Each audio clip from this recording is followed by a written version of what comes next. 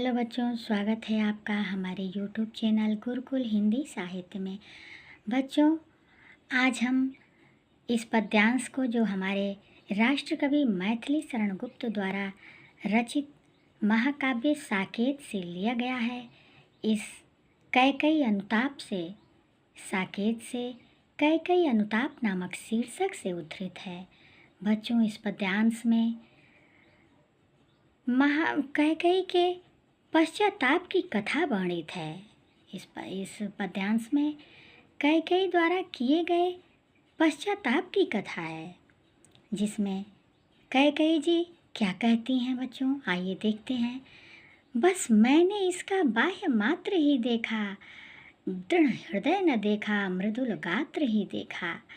कैकई जी अपना पश्चाताप करती हुई श्री राम जी से कहती हैं कि हे राम, मैंने इस भरत का सिर्फ बाह्य शरीर ही देखा है, इसके हृदय को नहीं देखा है, सिर्फ इसके कोमल शरीर को ही देखा है।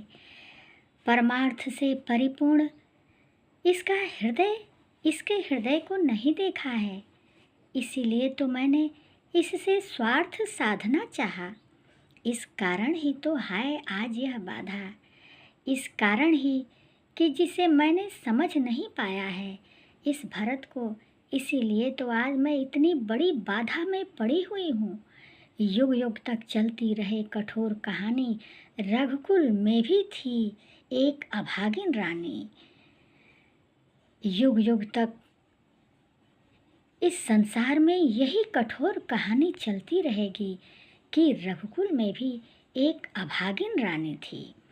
जिस जन्म जन्म में निज जन्म जन्म में सुने जीव यह मेरा, धिक्कार उसे था महास्वार्थ ने घेरा। मेरी आत्मा को भी यह धिक्कार मिलेगा, यह धिक्कार सुनने को मिलेगा।